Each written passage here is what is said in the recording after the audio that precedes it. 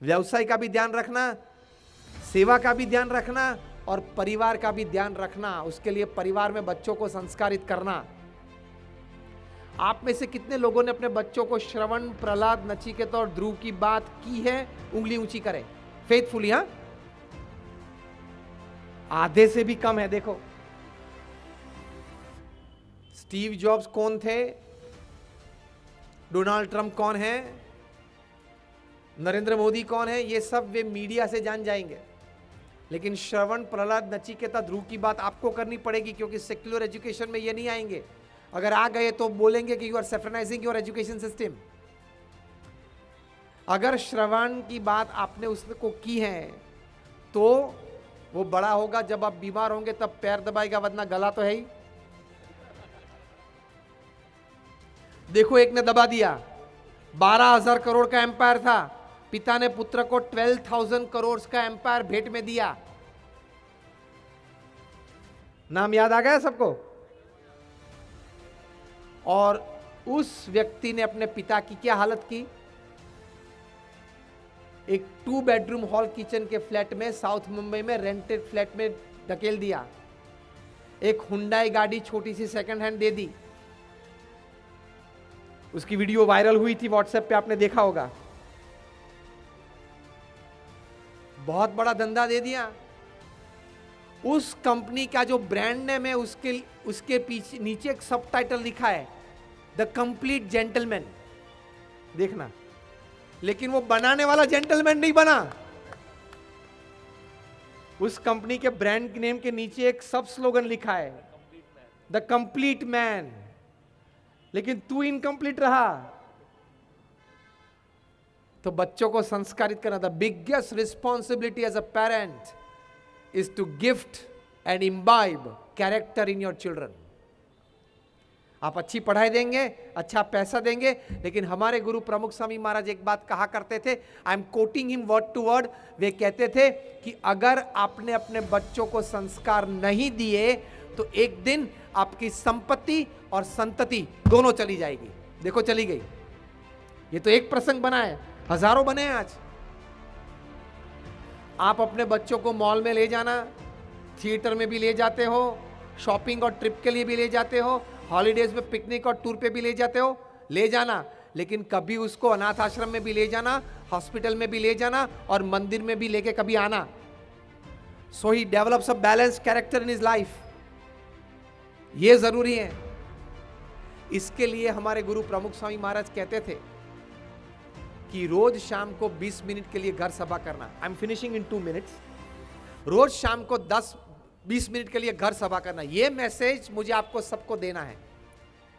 20 minutes of spiritual session every day with all your family members. और उसमें क्या करना है? प्रथम 5 मिनट आपको भगवान का नाम स्मरण करना है। दूसरी 10 मिनट आपको रामायण या महाभारत ऐसे पवित्र ग्रंथ पढ़ के थोड़ी चर्चा करनी है। And the third 5 minutes is You share the day's happenings. इनको प्रमुख स्वामी महाराज घर सभा कहते थे। अपने अमृत अनुभव से उन्होंने कहा है कि घर सभा से विश्व शांति होगी। Because character of a man, the beauty of the character gives harmony in the house. Harmony in the houses gives order and structure in the society.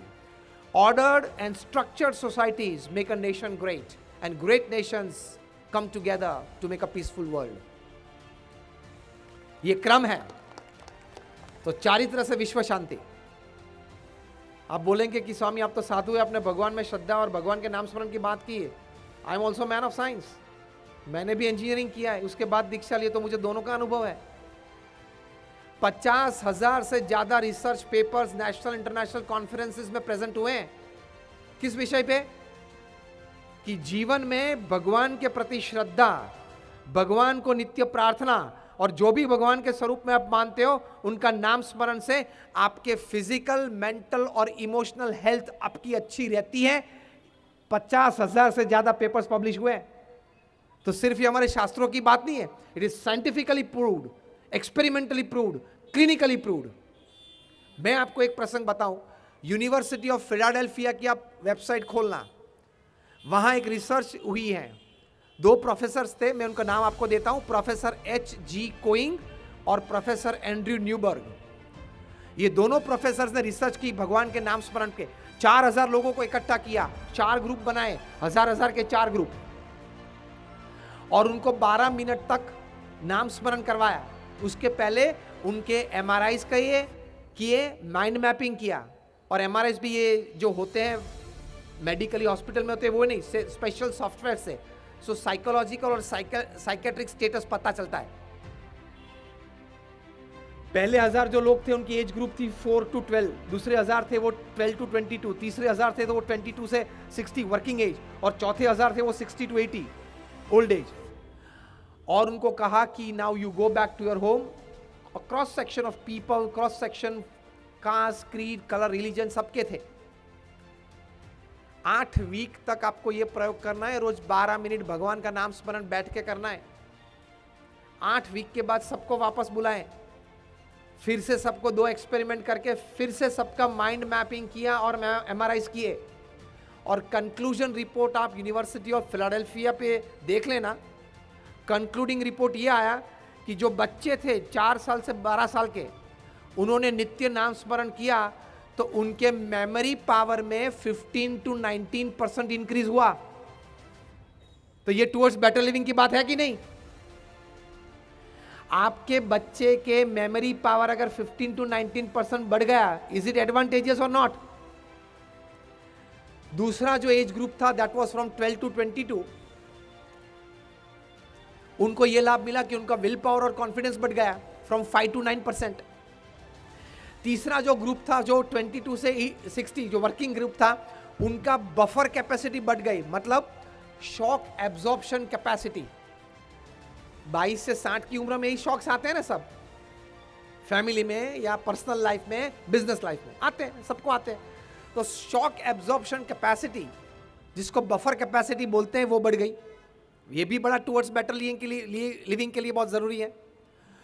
और चौथा जो ग्रुप था फ्रॉम 60 to 80, जो बुढ़े थे, उनको इम्यून सिस्टम मतलब रोग प्रतिकारक शक्ति 5 to 9% बढ़ गई।